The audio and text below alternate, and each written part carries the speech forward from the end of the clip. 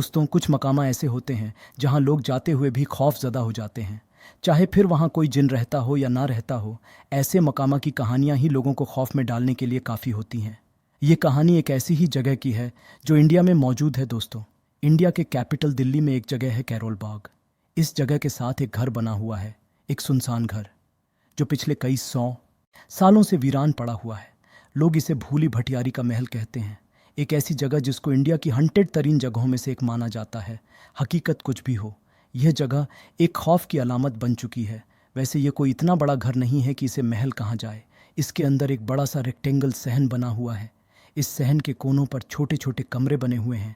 कहते हैं कि इसको 14वीं सदी में तुगलक सल्तनत के सुल्तान फिरोज शाह तुगलक ने तामीर करवाया था। ये दिल्ली के सुल्तान थे।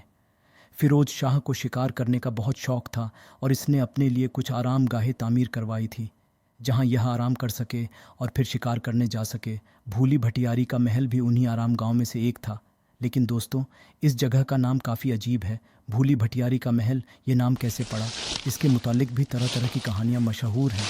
कुछ लोग कहते हैं कि यहाँ कोई मलका रहती थी जिसका नाम भटियारी था, जो कई 100 साल पहले यहाँ मर गई थी और लोगों ने इसी के नाम पर इस जगह का नाम रख दिया।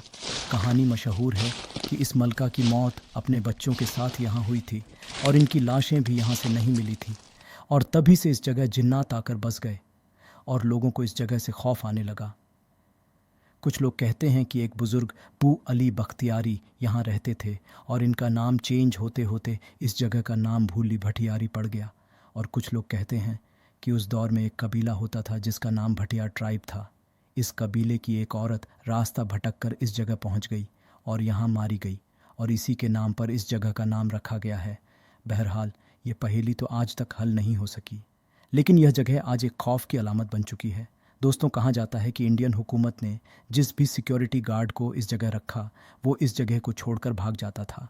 यह भी मशहूर है कि यहाँ कई लोगों को औरतों और बच्चों के चीखने की आवाज़ें आती थीं, जैसे ये सब मिलकर ऊंची ऊंची आवाज़ में रो रहे हों।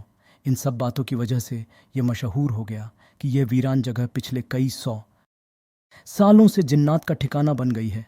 मैं हमेशा कहता हूँ कि इसकी हकीकत अल्लाह ताला ही जानता है। मैं सिर्फ आपको वह बता रहा हूँ जो लोगों में मशहूर हुआ है। बहरहाल, इस जगह से लोगों को इतना ज़्यादा खौफ आने लगा कि इसकी एंट्रेंस पर एक बोर्ड लगा दिया गया कि रात को यहाँ दाखिल होना मना है। कुछ लोग ये भी कहते हैं कि इसकी वजह यह है कि रात को इधर जंगली जानवर घुस आते हैं और इसीलिए लोगों को यहाँ जाने से मना किया जाता है। इसीलिए इस जगह के आसपास दिल्ली की पुलिस पहरा देती रहती है। दोस्तों, कई लोग इस जगह जा चुके हैं ताकि इस जगह की हकीकत मालूम की जा सके, और कई लोगों ने इंटरनेट पर अपनी अपनी कहानियाँ भी शेयर की हैं। कुछ लोग बताते हैं कि उन्हें ऐसी कोई चीज़ यहाँ नज़र नहीं आई, और कुछ लोग दावा करते हैं कि यह अजीब जगह वाकई में हंटेड है। एक ऐसी ही कहानी यह भी मशहूर है कि इस जगह के आसपास जंगल में लोगों को एक सफ़ेद दीवार नज़र आती है, और जो ही लोग इस दीवार की तस्वीर लेना चाहते हैं, उसी वक्त यह दीवार गायब हो जाती है।